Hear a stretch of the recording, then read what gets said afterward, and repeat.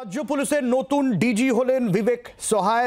রাজীব কুমারের জায়গায় ডিজি বিবেক সহায় হলেন 1988 সালের ব্যাচের আইপিএস এই বিবেক সহায়। আমরা আরেকটু জানবো, আরও বিস্তারিত জানবো। সুতপা রয়েছেন আমাদের সঙ্গে। বিবেক সহায় কোন পদে ছিলেন যেখান থেকে তাকে এই পদে আনা হলো, এবং রাজীব কুমার যাকে ভোটের দিনক্ষণ ঘোষণার পরেই বলা ভালো তাকে সরিয়ে দেওয়া হলো এই দায়িত্ব থেকে, তার কোথায় পোস্টিং হলো এটাও সুতপার কাছ থেকে জানতে চাইব। সুতপা,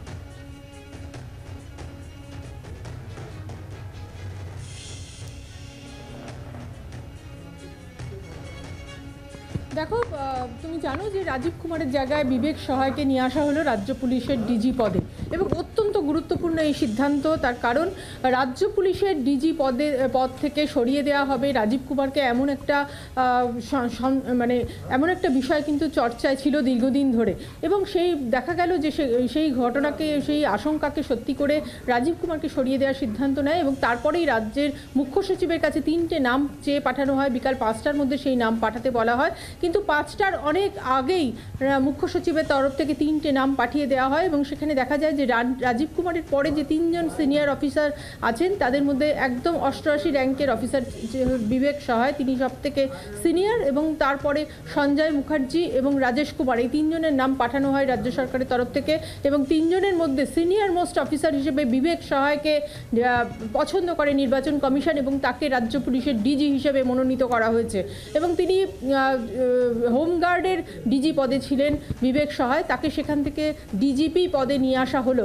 এবং রাজীব কুমার, তুমি জানো যে রাজ্য পুলিশের ডিজি হওয়ার আগে রাজীব কুমার কিন্তু তথ্য এবং ইনফরমেশন দপ্তরের দায়িত্বে তিনি ছিলেন, এবং সেই দপ্তরেই তাকে, অর্থাৎ ইলেকট্রনিক্স অ্যান্ড তথ্য দপ্তরে তাকে তিনি ছিলেন, এবং সেখানে ওএসডি পদে কিন্তু তাকে নিয়ে আসা হলো।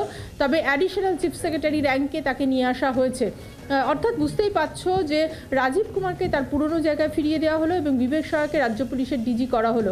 কাজে খুবই গুরুত্বপূর্ণ এই বিষয়টা।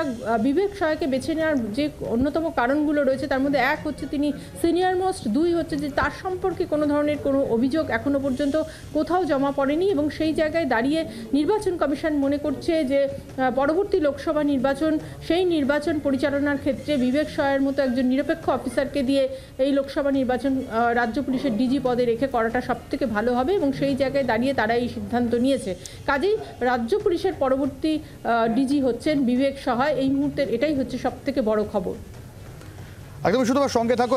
রাজ্য পুলিশের নতুন ডিজি বিবেক সহায়, এর আগে যেরকম সুতপা জানাচ্ছিল DG and CG home guards West Bengal, এই পদে ছিলেন বিবেক সহায়, 1988 ব্যাচের আরপিএস বিবেক সহায়, এবং রাজীব কুমার তাকে তথ্য প্রযুক্তি দপ্তরের ওএসডি এই পদে বদলি করে দিল। সুতপা, এর আগে আমরা যেরকম জানি, তুমি যেরকম বলছিলে যে 3জন নাম চেয়ে পাঠানো হয়েছিল, এবং তার মধ্যে থেকেই একটা বেছে নেওয়ার বিষয় ছিল। এই 3 নামের মধ্যে বিবেক সহায়ের নামও পাঠানো হয়েছিল, তো নাকি একেবারে নির্বাচন কমিশনের পছন্দ মতো এই নাম আলাদা করে বেছে নেওয়া হয়েছে?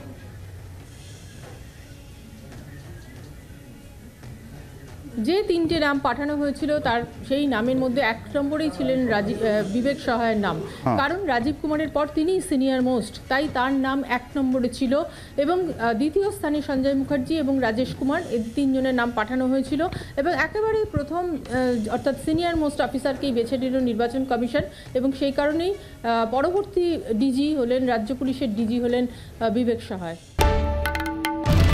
বাংলার আওয়াজ, বাঙালির আবেগ, জি 24 ঘন্টা।